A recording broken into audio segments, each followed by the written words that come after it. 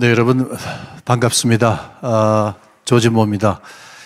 귀한 자리에 초대해 주셔서 너무 감사하고요. 저는 이 자리에 데려올 뭐 이렇게 어려운 사람이 아니고 또 이렇게 불러주셔서 너무 영광스럽고 감사한 마음이 충만한 그런 부족한 사람입니다.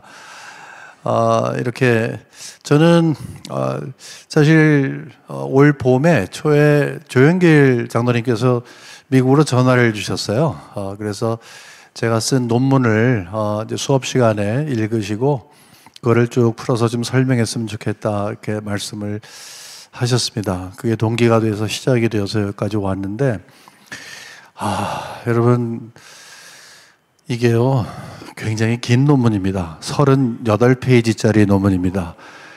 그리고 이게 1559년서부터 1959년도까지니까 거의 400년을 커버를 하는 그런 아주 대단히 긴 그런 논문이죠. 여러분 길다는 게 좋지 않습니다. 그리고 길게 커버한다는 것도 사실은 굉장히 얕게 커버할 수밖에 없다라는 것을 여러분이 잘 아실 겁니다.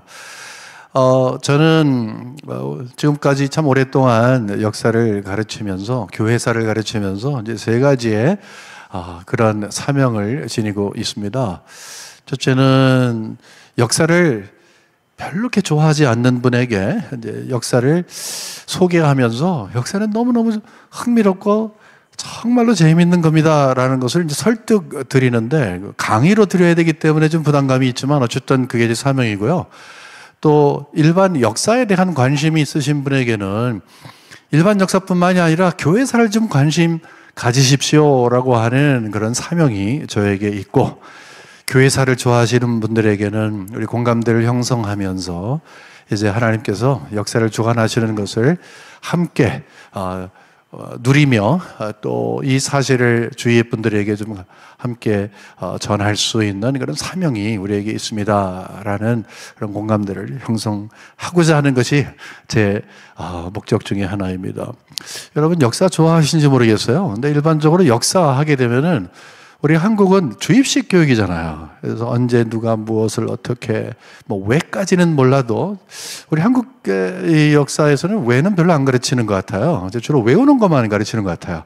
사람 인물 중심으로 해서 몇 년도에 태어났고 뭐를 했고 어떤 사건이 있었고 주로 연대와 사건 외워서 이제 그를 잘 토해내는 사람이 공부를 잘하는 사람이죠.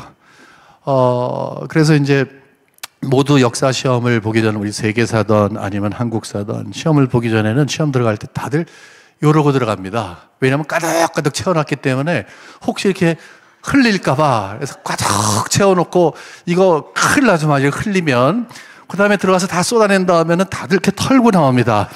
그래야지 다른 거에 집어넣을 수 있으니까 이제 보통 그게 역사 공부의 거의 모든 것이었습니다. 그러다 보니까 고민을 하질 않아요. 고민을. 그리고 역사를 싫어해. 왜냐하면 누가 암기 과목을 좋아하겠습니까? 혹시 여러분이 저에게 여쭈신다면 저도 암기 과목 별로 좋아하지 않습니다. 하지만 역사는 암기하는 것이 아니고 언제 어디서 누가 무엇을 으로 끝나는 것이 아니라 왜 여기에 집중해야 하는 것입니다. 특별히 우리 교회사가 정말 흥미로운 것은 교회사는 하나님께서 각 시대마다, 각 사건마다, 각 사람마다 하신 일을 우리에게 보여주시면서 하나님은 어떤 분이냐? 하나님, 그 역사 가운데 나타나신 하나님이 어떤 분이냐? 하는 것을 드러내기를 원하시는 분이세요. 그러니까 역사를 배우면 뭐가 보인다? 하나님이 보인다. 그러기 때문에 역사 공부가, 특별히 교회사 공부가 흥미로운 것입니다. 저는 그래서 오늘 그런 차원에서 여러분과 함께 나누길 원합니다. 아유, 이런 생각 하실 분이 있으실 것 같아요. 그 긴 거를 다 하려면은 시간이 없을 텐데 왜 이렇게 여기에 머물러 있는가? 왜냐하면 만일에 400년이라고 하는 역사를 여기 땅에서 이제 맨 마지막까지 그냥 다 흐른다면은 못합니다. 여러분, 우리가 뭐 강건하면 뭐 80이라고 했는데 여러분 지난 날들 어떻게 사셨습니까? 뭐 30세 되신 분은 30년, 50세 되신 분은 50년. 과거의 이야기를 할 때 요이 땅에서 이제 저는 어디서 태어나고부터 시작해갖고 뭘 먹었고 둘째 날을 뭘 먹었고 하면은 그 얼마나 많겠습니까? 그렇죠? 하지만 딱 집중적으로 교육에 대해서 어떤 걸 하셨습니까? 교회 생활을 어떻게 하셨습니까? 예수님을 만난 것은 어떻게 만나셨고 또 그 다음에 예수님 만난 후의 삶을 어떻게 사셨습니까? 라고 하면 아무리 그게 50년, 100년이라 할지라도 그 라인이 파인 라인으로 쫙 갈 수가 있잖아요. 그렇죠? 여러분 공감하십니다. 훌륭하십니다. 저 이제 끝나겠습니다. 예. 그렇기 때문에 아무리 긴 거라 할지라도 관점에서 보느냐. 역사는 관점이 중요합니다. 역사의 가장 중요한 것은 역사관입니다. 그래서 오늘은 제가 맨 앞쪽에 조금 시간이 걸려도 제가 그렇다고 길게 하지 않습니다. 이렇게 눈치 없는 사람 아니고요. 조금 앞쪽 부분에 우리가 어떻게 역사를 봐야 되는가. 그 말씀은 뭐냐 하면 오늘 제가 비교적 긴 시간 동안에 일어난 일이라 할지라도 어떤 관점으로 볼 때 이것이 하나의 파인 라인으로 볼 수가 있고 그 파인 라인으로 보는 눈을 우리가 가졌다면 제가 강의하는 내용뿐만 아니라 모든 다른 역사를 바라볼 때에도 적용될 수 있기 때문에 그것을 여러분과 제가 같이 나누고 이제 2주 후에 우리가 함께 또 새로운 주제를 갖고 공부할 때에도 이것과 상당히 유사한 방법으로 공부를 함께 하게 될 때에 여러분과 제가 함께 동일한 역사관을 소유할 수 있겠다 그런 욕심이 있습니다. 단순한 제 욕심이 아니었으면 좋겠습니다. 아멘. 너무 감사합니다. 네, 반응이 너무 좋네요. 네. 제가 여기 오기 전에 이 강의를 몇 번 봤습니다. 근데 지금까지 여러분들이 계속 참여하시고 또 시청하셨던 그런 강의와 저는 조금 다릅니다. 저는 이 어려운 역사를, 이 정말 재미없는 역사를 재밌게 하려고 하니까 마치 곰탕 딱 넣자마자 10분 만에 드세요 할 수 없잖아요. 푹 꺼가지고 허물허물하게 갖고서 국물 딱 떨칠 때 이게 거기서 진하게 나오는 그거 있잖아요. 그거를 드리고 싶어요. 예, 그래서 여러분들이 저는 없어지고 낮아지고 녹아지고 빠개지고 정말 역사 가운데 일하신 하나님을 드러내기 위해서 때로는 재미있게 때로는 우리가 정말 그런가 한 질문을 하면서 고민을 해가면서 제가 아니라 이 주님이 드러나시는 그런 강의가 됐으면 좋겠습니다. 역사관에 대해서 먼저 말씀을 잠깐 드리도록 할게요. 역사관이라고 하는 것이 왜 이렇게 중요한가? 역사관은 우리가 모든 세상에 있는 일들은 다 하나님의 말씀을 통해서만 깨달을 수 있습니다. 내가 누구지? 이게 왜 만들어졌지? 과학자가 얘기할 수도 있고 그냥 우연히 말을 할 수도 있지만 우리는 모든 근거는 다 하나님이시라는 걸 알아요. 왜냐하면 아무것도 없었다가 세상이 만들어졌잖아요. 그래서 우리가 성경 수호를 하고 있는데 성경의 수호를 하는 것은 성경을 주신 하나님을 수호하는 일입니다. 그리고 그 하나님이 왜 계시할 수밖에 없었는가 하는 것을 우리가 이야기하면서 단순히 성경만을 붙잡는 게 아니라 성경을 제대로 수호할 때 성경이 이야기하고 있는 여러 가지 분야의 것, 경제, 사회, 문화, 예술, 우리의 삶, 신학은 물론이고 모든 영역에 그 하나님의 말씀을 근거로 해서 출발점을 삼아야 되는데 그거를 삼지 않기 때문에 성경을 수호하면서 우리는 결국 사회의 모든 영역, 우리 삶의 모든 영역, 우리 신앙의 모든 영역에 하나님을 출발점으로 삼게 할 수 있기 때문입니다. 그러면 역사의 출발점이 어디에 될 것인가? 이거는 성경이 아니라고 하면 제가 모순이 되죠. 역사의 관점, 역사를 바라보는 눈도 성경이어야 됩니다. 성경이 가르치는 역사가 아니고서는 우리가 하나님께서 역사를 통해서 일하시는 것들, 또 역사를 통해서 하나님 자신을 우리가 제대로 알 수가 없다 하는 거예요. 다시 말해서 우리가 어거지로 보여주세요 라고 했기 때문에 역사 속에서 일하시는 하나님이 발견되는 것이 아니라 그게 하나님의 의도라는 거예요. 역사를 공부하면 하나님이 자연스럽게 보여지게 되고 그것이 하나님의 뜻이라 할 수 있다 하는 것입니다. 여기 보면 이렇게 제가 그림을 하나 그리겠습니다. 성경은 우리들에게 이 세상 역사의 출발점을 이야기해 줍니다. 이 세상의 출발점은 이제 어디에 있습니까? 이 세상의 출발점은 창조에 있습니다. 그렇죠? 창조에 있습니다. 창조. 자, 그런데 성경은 마지막이 있다고 이야기를 합니다. 다니엘서 7장을 봐도 그렇고 마태복음 24장을 봐도 그렇고 그렇죠? 요한계시록은 물론이고 아주 구체적으로 마지막 날이 있을 것이다. 이 모든 것은 다 없어지고 새 하늘과 새 땅이 임할 것이다. 이렇게 이야기를 해요. 그러니까 역사, 이 지상의 역사는 영원하지 않습니다. 하나님만 영원하십니다. 아멘? 하나님만 영원하신 거예요. 이런 관점에서 봤을 때 성경은 출발점이 있고 여기 종말이 있다고 한다면, 제가 글씨도 원래 잘 못 쓰지만 이 자체가 조금 이상하게 써집니다. 여러분 용서해 주십시오. 예, 반입니다. 제가 못 쓰는 거 반, 이 자체가 안 써지는 거 반입니다. 예?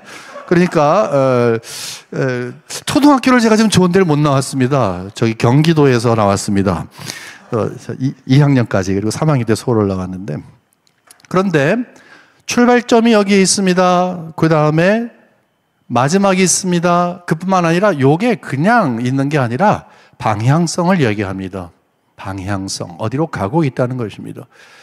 이 땅은 영원히 가고 있습니다. 뭐 역사를 이야기할 때 순회적인 거 있잖아요. 순회적인 거 자꾸 돈다. 그다음에 용수철 같은 거 진보적으로 점점 지나가면서 유사한 것이 반복되면서 점점 나아지고 있다 이렇게 얘기하지만, 어거스틴이 우리에게 알려준 것은 직선적인 것입니다. 출발이 있고 끝이 있고 어떤 것을 향해 간다. 하나님의 나라의 확장과 그 모든 것이 확장이 되면, 때가 되면 하나님께서 우리에게 주신다.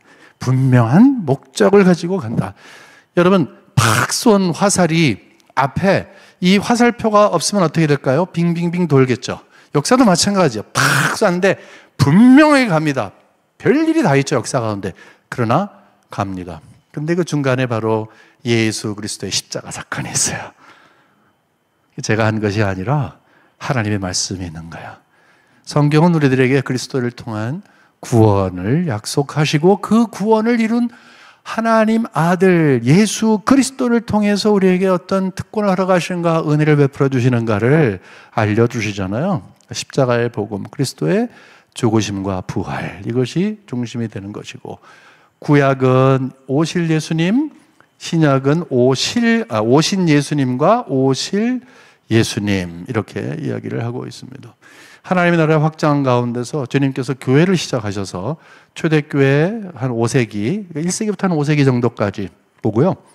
그 다음에 천년의 중세 역사, 여러분이 잘 아시는 것처럼 루터가 1517년에 종교개혁을 시작을 하죠. 거의 한 1세기 정도 있은 다음에 보통은 1648년도에 30년 전쟁에 딱 이제 중단될 때부터 이제 근대 또 교회사가 이제 시작이 됩니다.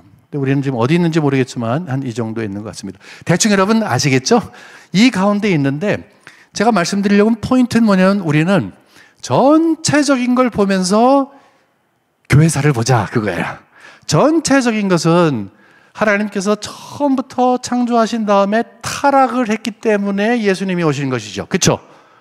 예수님이 이 땅에 오신 것은 타락했기 때문에 오신 거예요.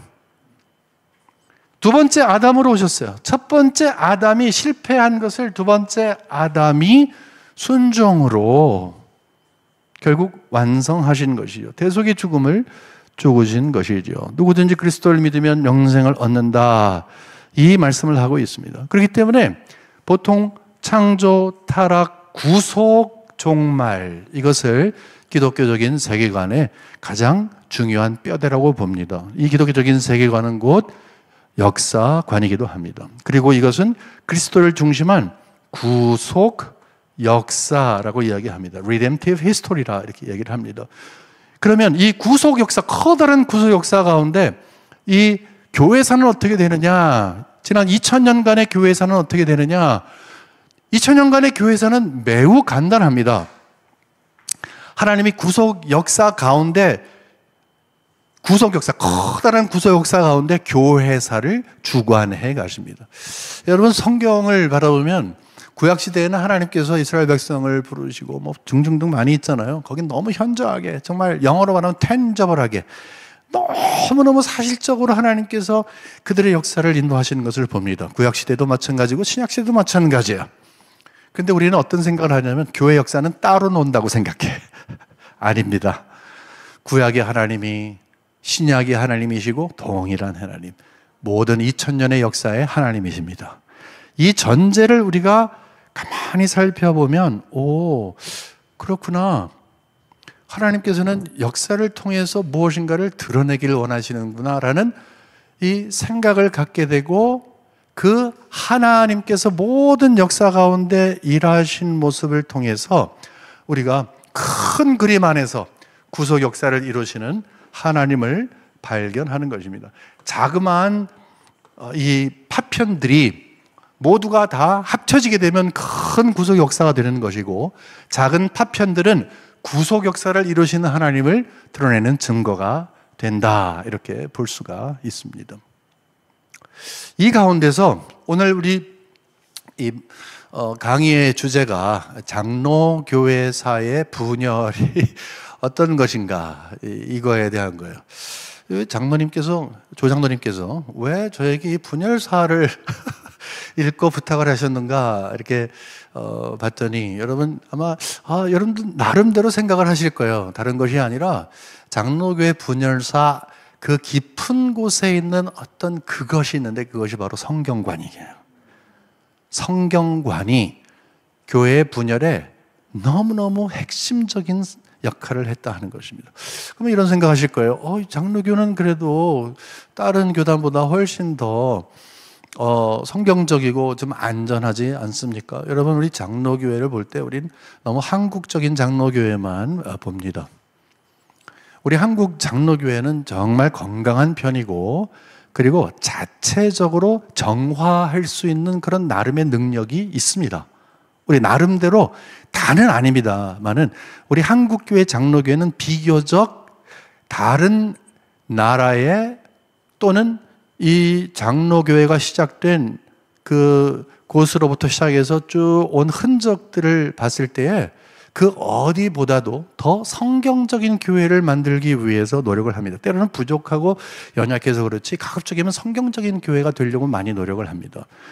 하지만 여러분 아시잖아요. 우리가 성수협에서 하나의 전제를 갖고 있는 것 중에 하나가 뭐냐면, 이 시대는 특히 계몽주의 이후에 합리주의가 들어오고, 그것이 이제 이성의 사용과 그 다음에 철학의 방법과 무엇보다도 인간의 모든 것이 중심이 되어서 해석을 할 수 있는 능력자라고 하는 전제가 우리에게 들어와서 하나님 없이도 신앙생활이 가능합니다, 하나님 없이도 가능합니다라는 것을 가장 잘 드러내는 것이 성경이 하나님의 온전한 무오한 말씀이라는 것을 부정하는 거거든요. 그것이, 그런 것이 처음에 출발한 독일, 그리고 그것이 수입이 되어서 엄청난 꽃을 피웠던 미국, 여기서는요 정말 전쟁이 일어났거든요. 정말 커다란 전쟁이 일어났거든요. 근데 여러분이 아시나 모르시나 한국에서도 그런 전쟁이 있었다는 거죠. 그거를, 그 성경관 때문에 얼마나 많은 고통을 받았고, 그럼에도 불구하고 하나님께서 오늘날까지 건강한 교회로 남아있는 교회들의 수를 이렇게 많이 두시는 것은 엄청나게 하나님께 감사할 일이라고 생각을 합니다. 그걸 우리가 같이 공유하게 되면은 오늘 강의가 정말 좋은 강의가 될 수 있으리라 생각을 합니다. 저는 그렇기 때문에 오늘 강의를 이런 식으로 이제 하려고 합니다. 이거는 이제 논문에 나와 있는 그 자체이고요. 원래 장로교회가 시작이 된 것이 스코틀랜드에서 시작을 했습니다. 그 다음에 이제 두 번째 우리가 스코틀랜드에서 넘어온 것이 이제 미국으로 넘어왔고요. 이제 반드시 미국만 간 것은 아닙니다만은 이 미국을 공부해야 하는 이유가 뭐냐 하면, 이 미국의 장로교회가 한국으로 수출을 해서 이제 우리가 수입을 했기 때문에 그렇습니다. 세계에는 엄청나게 많은 장로교회가 있습니다. 엄청나게 많은 장로교회가 있지만 우리 한국교회 제일 초기에 영향을 준 것은 특별히 무엇보다도 미국의 장로교회입니다. 우리 한국에 장로교회가 들어온 것은 우리가 다음번에 좀 더 자세히 여러분께 나눌 수 있겠습니다만, 그래서 스케치만 잠깐 말씀드리면, 장로교회 가운데서도 맨 처음에 북장로교회가 들어왔고, 그 다음에 호주 장로교회, 호주 있잖아요, 오스트레일리아. 호주 장로교회가 들어왔고, 그 다음에 1890년도에 가가지고서 미국의 남장로교회, 그 다음에 캐나다 장로교회, 이렇게 1890년대 들어왔거든요. 그러니까 미국 장로교회만 있는 거 아니에요. 미국 장로교회도 크게 봤을 때 북장로교, 남장로교 이렇게 나눠질 수 있지만, 이런 전체적인 그림 가운데에서 우리가 이렇게 이 스코틀랜드와 미국 장로교회와 이 가운데서도 미국 북장로교회와 북장로교회, 처음에 들어왔던 1885년도에 언더우드가 왔던 이 북장로교회와 그 다음에 한국교회를 이렇게 우리가 찝어서 이야기하는 건 뭐냐 하면, 모두가 다 분열의 역사를 경험했다는 거예요. 공통분모가 그거예요. 다 분열됐어요. 그래서 우리는 우리 장로교회가 분열의 영을 받고 분열의 은사를 받아서 일이 찢어지고 저렇게 나눠진다는 그런 거가 있지만, 이게 사실 웃을거리는 아닌 것 같아요. 이런 부분에 있어서 혹시나 여러분들이 이제 조직신학적으로 봤을 때 마음에 혹시 왜 교회가 이렇게 헤어지지, 이렇게 나눠지지라는 그런 생각을, 좀 안타까운 마음을 가지고 내지는 좀 부정적으로 보시다고 한다면, 이 지상교회는 완전하지 않습니다. 여러분 그거 꼭 아셔야 돼요. 만일에 지상교회가 완전하다면, 하나님이 그렇게 원하신다면 만들 수 있으셨겠죠. 근데 그럼 새하늘과 새 땅이 뭐가 필요해요? 그러면 이 지상교회는 불완전합니다. 전투하는 교회입니다. 전투하는 교회를 이야기하는 것은 승리하는 교회와 대비가 되는 것입니다. 저 새하늘과 새 땅, 영원한 나라, 모든 예수 믿는 사람들이 영원히 거할 곳, 거기를 승리하는 교회라고 한다면 이 땅에는 전투하는 교회예요. 영적인 전쟁이 계속 있는 거예요. 우리를 빼앗아가려고 하는 원수마귀가 끊임없이 우리를 도전하는 거예요. 하지만 거기에서 우리 영적 전쟁을 싸우는 것이죠. 그래서 아주 오래전부터 이렇게 구분을 했어요. 교회를 이야기할 때 이 두 가지로 조금 구분해 보십시오. 하나는 뭐냐 하면은 소위 말하는 Universal Church, 이게 공의회라고 하는데, 공회라고 하는데, 공의회가 아니라 공의회는 카운슬이고요.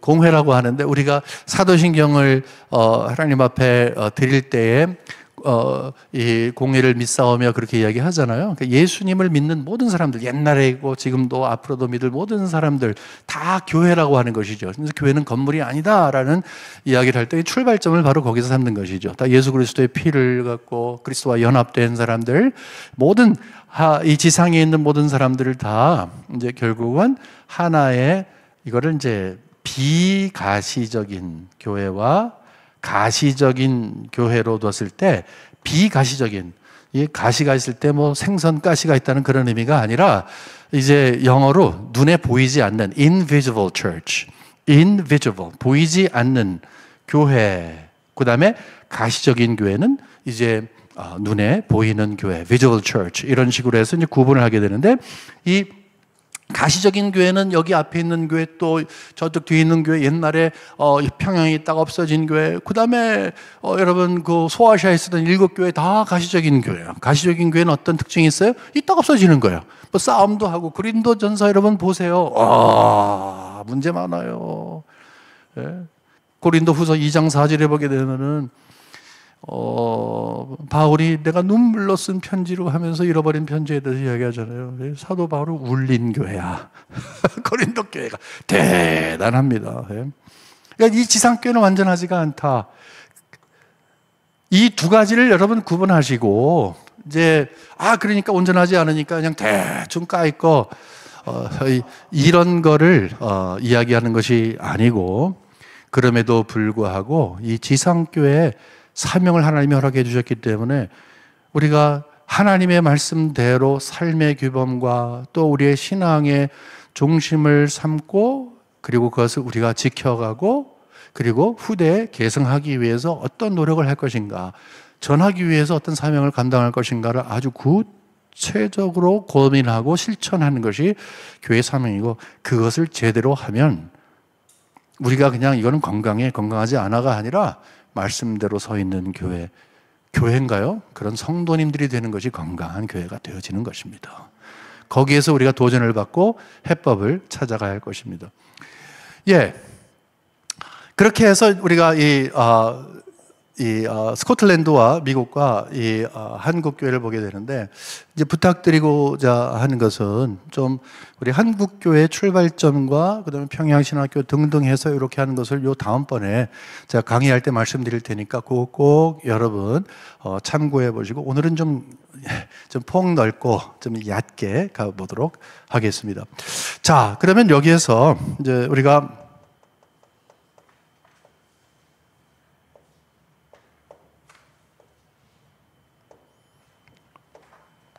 공부를 해보도록 하겠습니다. 저는 여기에서 이제 이렇게 연도수가 나오고 딱 있으니까 뭐 할 수 없구나. 예? 역시 그 역사 선생 맞네. 뭐 이렇게 생각할지 모르겠습니다. 근데 제가 여기다가 이제 좀 미리 와서 적어 놓은 이유가 딱 하나 있다면, 이 연도수를 여러분들이 꼭 알아야 된다는 그런 의미가 아니에요. 이 흐름을 제가 말씀드리기 위한 건데, 연도수와 함께 그 흐름을 말씀드리면 굉장히 빡빡하고 힘들어요. 그러면은 역사를 재미있게 만드는 게 제 사명이라고 그랬잖아요. 사명을 못하는 거예요. 그래서 이것을 여기다가 적어 놨습니다. 이것이 스코틀랜드의 뭐 분열사, 이게 아니라 요 중심 가운데서 이제 제 설명을 들으실 때 아하 모멘트가 이제 생길 것입니다. 자, 놀라운 것은 존 낙스라고 하는 분이 스코틀랜드에 가서 종교개혁을 시작하십니다. 다음번에 좀 더 자세히 말씀드릴 것입니다. 1559년도 1년 전에 딱 스코틀랜드에 가서 시작을 했는데, 바로 그 다음 해 1560년도에 첫 총회가 있습니다. 혼자 한 게 아니에요. 거기에서 꽉 뭉쳤는데, 그것도 하나님께서 이미 오래전부터, 아주 오래전부터, 원래 낙스라고 하는 사람이 제일 처음에 뭐를 했냐면요, 세인트 앤드루스라고 하는 곳에서, 거기에서 아주 유명한 이 개혁적인 마인드를 갖고 있는 분의 이 바디가드 같은 거를 했다가 잡혀갖고 저 노예섬에 노예선 배에 끌려가서 이 노 젓는 거를 몇 년 하신 분이에요. 그러니까 여기 핵심은 무슨 말씀인가 하면은, 아무것도 없는 땅에서, 맨 땅에서 낙스가 시작한 것이 아니고, 오래전부터 종교개혁의 어떤 그런 그 흐름이 있었다 하는 것을 이제 전제하는 것입니다. 근데 그것이 탁 맞아서 스파크가 팍 하고 일어난 것입니다. 준비가 됐을 때 하나님께서 이렇게 시작을 했습니다. 그 다음에 이제 골든 러라고 해갖고서 이제 그 황금 법령이라고 하는 건데, 이 황금, 이게 왜 황금이라는 이름이 있는가 하면, 여러분 아시는 것처럼 영국의 그 교회의 특징은 국교입니다. 국교라고 하는 것은 지금도 이제 독일 같은 경우는 국교 아니에요. 다시 말해서 목사님들의 봉급, 이것은 뭐 첩렴하는 게 아니라 그냥 설명을 드리기 위해서, 봉급이 이 정부에서 나옵니다. 국가교회입니다. 이제 국가의 통제하에 있다는 것이죠. 영국이 바로 그런 것이었습니다. 헨리 8세가 시작을 하고, 에드워드, 그 다음에 메리 여왕, 엘리자베스 여왕, 그 다음에 뭐 제임스 1세, 뭐 찰스 1세, 쭉 여러분 잘 아시는 그 역사가 쫙 끌어져 가면서 결국은 어느 쪽으로 가냐면 종교개혁의 시작이 이상하게 시작을 했습니다만은, 그 이상한 것이 더 이상해졌어요. 그래서 우리로 봤을 때는 좀 기형적인 형태, 영국 국교회가 있습니다. 혹시 영국 국교회에 대해서 궁금하시다면 여러분 다른 일을 찾아보시고, 영국 국교회는 이거는 로마 카톨릭도 아니고 개신교도 아닌 한 중간 형태, 그것을 특징으로 이제 하고 있습니다. 그런데 스코틀랜드는 달랐어요. 스코틀랜드는 달랐어요. 여기 아일랜드가 있고 잉글랜드가 있고, 아니 잉글랜드가 아래에 있고 스코틀랜드가 이렇게 있습니다. 에딘버러가 여기에 있고, 샌 앤드루가 여기에 있고, 뭐 이렇게 있습니다. 그렇죠? 여기 런던은 여기에 있고, 뭐 그런데 이렇게 있을 때 스코틀랜드는 이렇게 장로교회가 시작을 하면서 국가적인 어떤 그런 통제를 받기를 원했냐, 받지 않기를 원했냐, 이렇게 생각을 할 때에, 만일에 영국 이 교회가 이 국가가 통제하는 그런 형태에 있다고 한다면 역시 마찬가지로 황금 법령이라고 하는 것은 의회가 뭘 통과했냐면 이 스코틀랜드를 이 국교로 한다라고 하는 것이 바로 이 황금 법령입니다. 여러분 생각하실 때 굉장히 우리 흥분될 수밖에 없습니다. 왜냐하면 굉장히 로마 카톨릭 왕성한 그런 나라가 이제 기독교를 받아들일 때 여러분 그래서 초대교회에 313년에 콘스탄틴이 이제 기독교를 자유화하고 380년도에 이제 로마의 국교로서 기독교가 어답트가 되잖아요. 그걸 생각하시면 되겠습니다. 하나님의 은혜이죠. 이제 하지만 이런 환경 가운데에서 어떤 일이 있냐면은 항상 이제 영국과의 관계, 이 스코틀랜드의 역사는 영국과의 관계 안에서 이해가 돼야 돼요. 왜냐하면 엘리자베스 여왕이 이제 17세기 초에까지 잘 뭐 한 오랫동안 하다가 이제 이 서거를 했거든요. 그 다음에 후손이 없어요. 피가 없어요. 왕의 피가 없어요. 그래서 할 수 없이 스코틀랜드의 제임스 6세를 제임스 1세의 영국 왕으로 초빙을 합니다. 이렇게 초빙합니다. 그러니까 어떻게 보면 한 왕이지만 두 의회가 있는 그런 형태가 되겠죠. 이런 형태가 되는데 이 양반이 내려올 때 어떤 기대를 갖냐면 와 이제는 최고다. 이제는 뭐 스코틀랜드에서 그 장로교회 영향을 받은 사람이 내려가니까 이제는 모두가 다 장로교회가 됐구나. 영국 국교회 이제 땡 쳤구나. 뭐 이렇게 생각을 했겠죠. 근데 그러진 않았습니다. 왜냐하면 정치인이니까. 그래서 딱 바뀌어집니다. 그래서 이제 뭐 이렇게 하다가 그래서 혹시 킹 제임스 버전이라는 그런 성경책 아시죠? 바로 그분이 주도하에서 이렇게 번역을 한, 그러니까 전혀 종교적이 아니라는 그런 의미는 아니지만 이 특별히 스코틀랜드에 여기 있는 분들이 기대했던 그쪽으로 가지를 않았습니다. 그 다음에 아들이었던 찰스 1세가 이제 등극을 한 다음에 이제 거기서부터는 문제가 생기기 시작했어요. 왜 그런가 하면은 이 양반은 머릿속에 어떻게 하든지 장로교회의 어떤 그런 시스템을 없애고 국교회를 좀 완벽하게 갖게 했다. 그 말은 뭐예요? 자기가 주인이 됐다는 거예요. 자, 장로교회의 특징은 대의 정치하는 거예요. 대표를 뽑아서 통치하게끔 하는 거예요. 근데 본인이 교회의 머리가 되고, 그러니까 당회 필요 없는 거예요, 국교회는. 그러니까 이 국교회를 심어 놓기를 원하는 거예요. 그게 바로 찰스 1세의 꿈이었습니다. 그러다 보니까 무리를 하게 되는 거예요. 옆에 막 힘들게 합니다. 어렵게 합니다. 거기에서 소위 말하는 국민개혁, 여러분이 관심 있어 하시는 그 언약도가 함께 모여서 우리는 하나님 앞에 언약의 백성으로 서겠습니다. 여기서 뭐 중요한 것이 뭐 이 카바넌트라고 하는데 어떤 이제 언약 신학 어떤 그런 특정한 것이 아니라 우리 스코틀랜드의 장로교인들은 하나님 앞에 언약하며, 언약이라는 것은 약속이거든요. 언약의 특징은 one way가 아니라 two way거든요. 영어로 말하면 bilateral한 거거든요. 그러니까 하나님이 우리에게 기대하듯이 마치 이스라엘 백성들이 그렇게 하듯이 우리가 그렇게 하겠습니다. 그런 자세로 하나님을 섬기는 백성들이 되겠습니다라고 다시 한번 굳게 맺은 거거든요. 이게 뭐야? 싸우겠다는 거야, 이게. 그러다 보니까 뭐 엄청나게 힘들었죠, 그 다음에. 엄청나게 힘들었죠. 그 찰스 1세와 결국 이 언약, 계약이라고 하고 또 언약이라도 하는데, 언약도라고 하도 계약도라고 하는데, 이 완전히 충돌되는, 그러니까 자기네들의 원하는 것이 이거다라는 분명한 것에 되면 첨예하게 대립을 하잖아요. 이러한 가운데서 역사는 결국 흘러가면서 요 다음번에 있는 것이 굉장히 어려운 역사가 있습니다. 요것만 하더라도 이제 오래된 시간을 갖겠지만 이런 환경 가운데서 소위 여기를 이제 찰스 1세를 왕당파라고 한다면 의회파가 나타나서 전쟁을 치르게 됩니다. 야, 이제 좀 어려워지기 시작하죠? 어려졌다기보다도 약간 좀 옆길로 가기 시작을 하죠? 그러니까 찰스 1세가 이렇게 될 때 왕을 중심하느냐, 의회를 중심하느냐라고 했을 때 왕당파와 의회파가 싸움을 하게 됩니다. 전쟁을 하게 됩니다. 전쟁을 정말로 죽이고 하는 전쟁을 치르게 됩니다. 근데 여기에서 여러분 이 찰스 1세와 이 각을 세웠던 스코틀랜드의 사람들은 과연 어느 편에 섰을까요? 왕을 아니면은 의회를? 당연히 의회파죠. 그리고 의회파에서 이제 가만히 생각을 해보니까 이 스코틀랜드 사람들이 필요해. 왜냐하면은 자칫 잘못하면은 이 찰스 1세가 이 아일랜드는 엄청나게 로마 카톨릭이 왕성한 곳이거든요. 여기에 있는 군대를 여기다가 이제 보내갖고서 이제 이 어려움을 이제 경험할 것 같아요.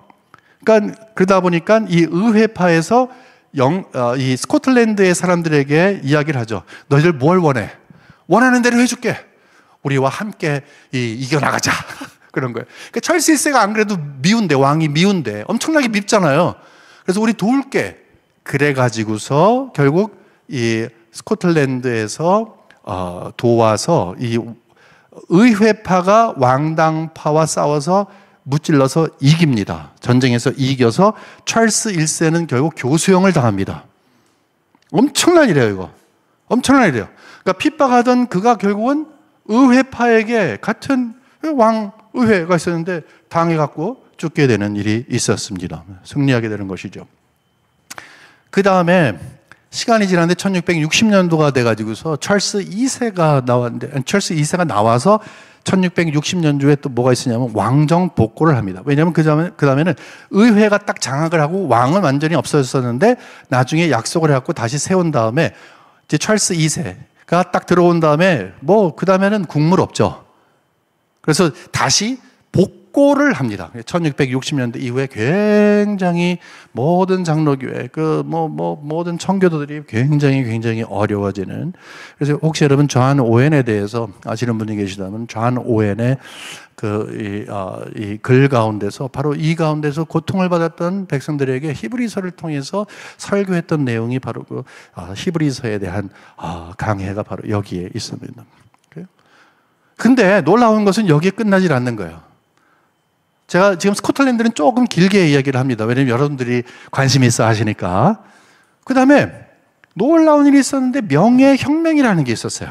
명예혁명이라는 것은 뭐냐면 1688년도, 그러니까 여기서 지금 1690년도가 하나 지어졌잖아요. 2년 전에 1688년도에 어떤 일이 있었냐면은 왕정을 포기하고 이제는 모든 종교의 자유를 허락하겠다라고 하면서 왕이 그냥 영국을 떠나버리고 이제 새로운 정치, 새로운 환경이 시작이 되면서 이제 1690년도에 이전에 있었던 그 황금 법령 거의 한 100년 뒤에 이렇게 지위가 회복이. 지위라고 하는 것은 뭐냐면은 스코틀랜드의 장로교인들이 우리는 어떻게 하든지 국가적으로 장로교회의 국가의 형편을 갖고 싶습니다. 이런 형태를 갖고 싶습니다. 라고 했을 때 그것을 인정해주는 그 지위의 회복이, 황금 명령에 어떻게 보면은 그 회복이 있었습니다. 여러분 지금까지 이해하세요?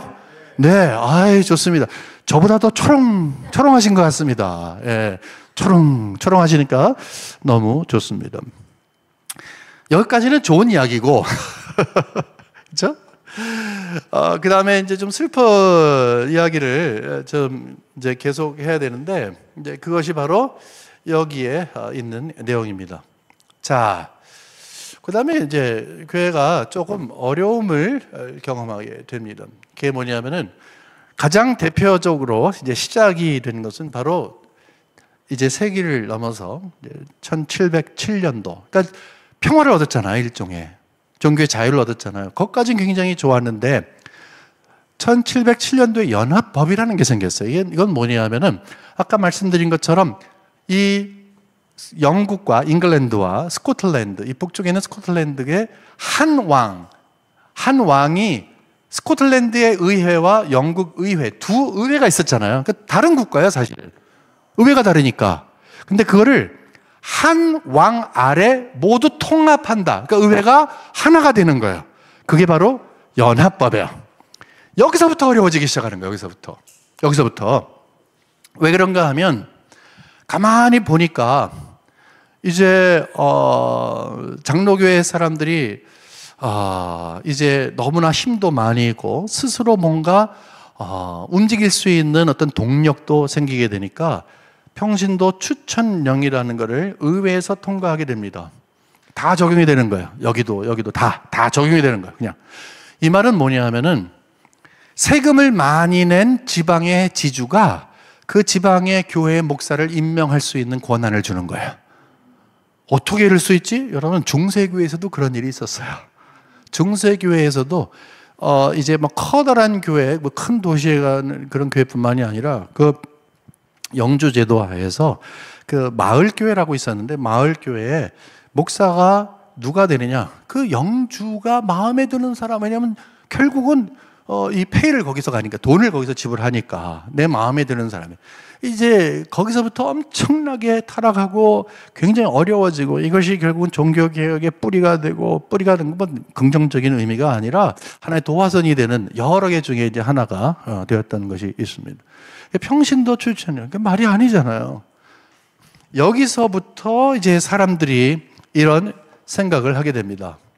아니, 우리 장로교회는 장로교회 시스템이 있는데 어떻게 이럴 수 있어? 라고 생각을 하면서 여기에 대해서 반대하는 사람들이 생겼습니다.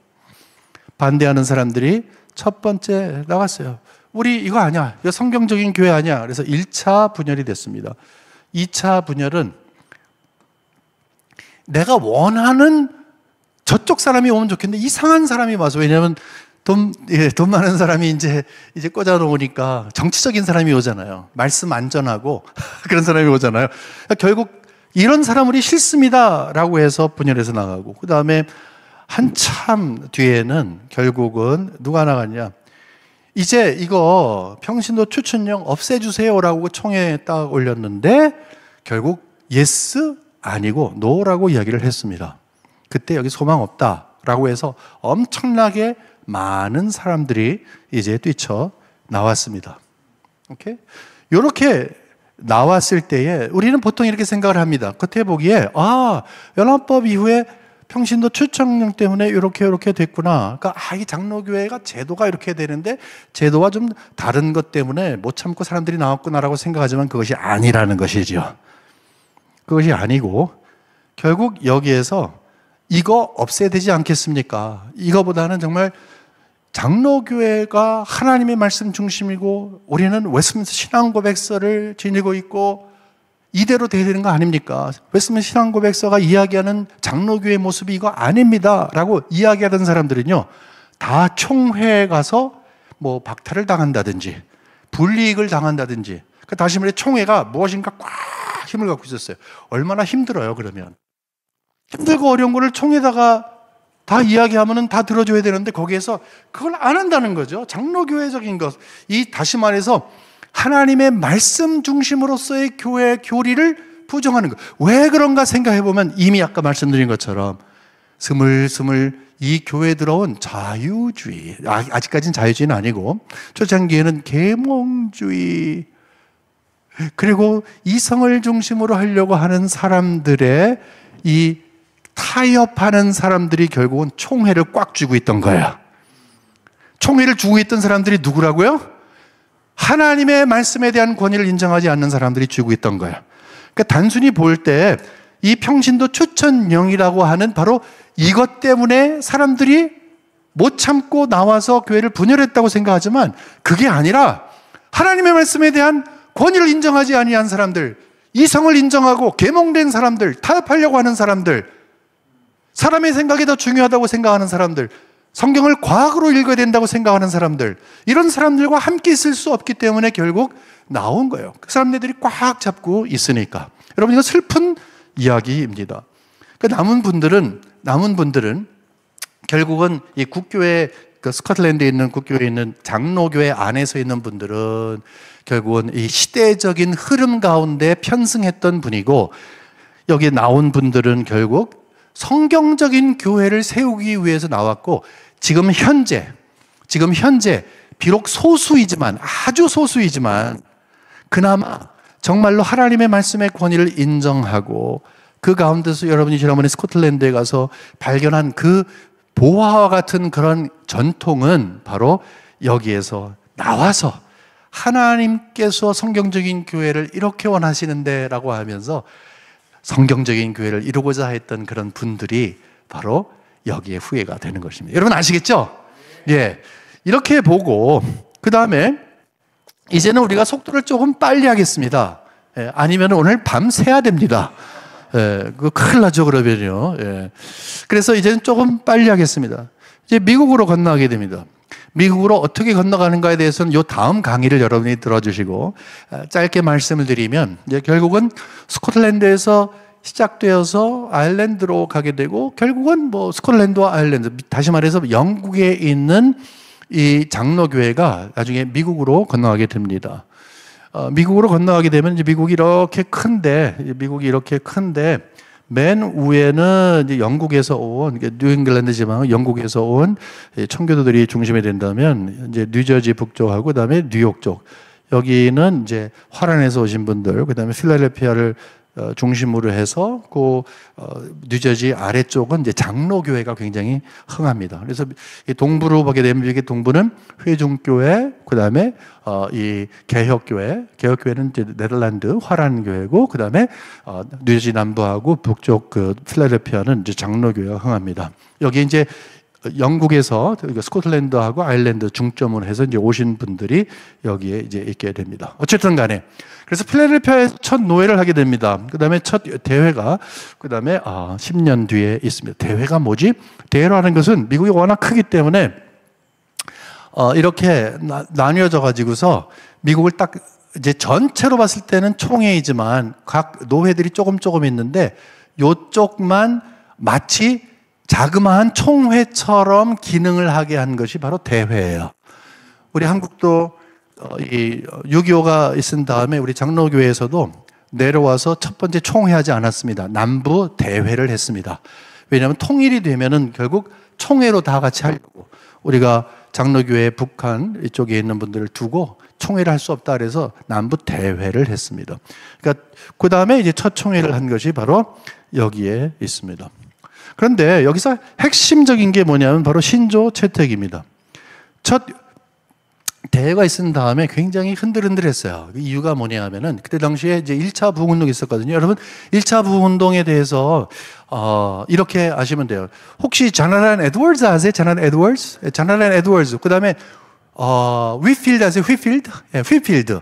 같은 동시대 사람이거든요. 근데 거기에 이제 한 두 사람만 더 추가해서 여러분 아시게 되면은 그 4명 정도가 주인공이 되는데, 아까 말씀드린 뉴잉글랜드 지방 저기 동부의 북쪽에는, 미국의 북쪽에는 이 자나란 에드워즈가 이제 주도했고, 그 다음에 중부에는 프렐링하이젠이라고 하는 화란 분이 이제 주도했고, 그 다음에 요 남부 장로교회 안에서는 테넌트라고 하는 분이 이제 주도를 했어요. 근데 그분은 주로 어떤 걸 했냐면은, 제일 처음에 왔을 때 스코틀랜드에서만 오고 이런 분들은 잘 배우고 이렇게 왔습니다만은, 여기 오신 분들은 제대로 배우지를 못했어요. 제대로 배우지 못하니까 뭐 제대로 배우지 못했어라는 것을 막 이야기하긴 하지만, 이분들이 주로 어디에 여러분 아주 못 배웠다는 게 아닙니다. 이제 뭐 제대로 배웠겠죠. 이제 폄하하는데, 부흥운동, 이 1차 부흥운동이 있었잖아요. 막 정말 이 초대 초기에 정말 이민자들로서 하나님이 은혜를 베풀어 주신 것에 대해서 정말 열심히 하다가 시간이 지나면서 좀 식어지게 되니까 부흥운동이 확 일어났는데, 거기에 적극적으로 장로교회 파가 거기도 들어가는 거야. 그러니까 교리 전통 하던 그런 분들이 여기에 계신 분들을 폄하하기 시작을 했어요. 저 감정주의자들. 근데 아직까지는 여기에서 계셨던 분들이 부흥운동을 수용하셨지만, 그렇다고 완전히 교리를 부정하거나 그런 분이 아니었습니다. 도리어 여기에서는 강조점이 한쪽에서는 교리, 강조점이 한쪽에서는 부흥운동, 이렇게 보시면 되겠습니다. 하지만 이 첫 대회를 한 다음에 이 양쪽이, 아까 말씀한 요 양쪽이 있잖아요. 한쪽은 교리 강조, 한쪽은 부흥운동 강조.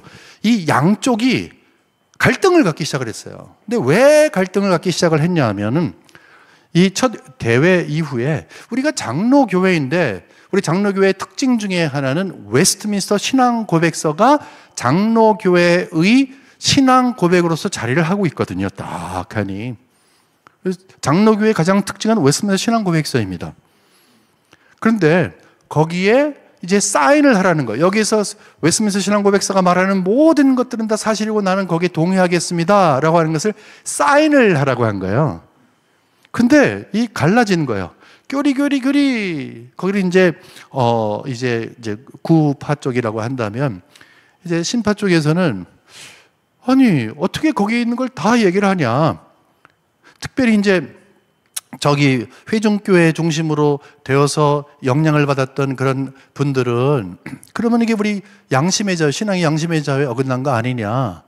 그래서 거기에서 이 문제를 해결하기 위해서 신조 채택을 하는데, adopting act라고 하는데, 컴프로마이즈를 합니다. 중간 형태를 선택합니다. 어떻게 하냐면 본질과 비본질을 나눕니다.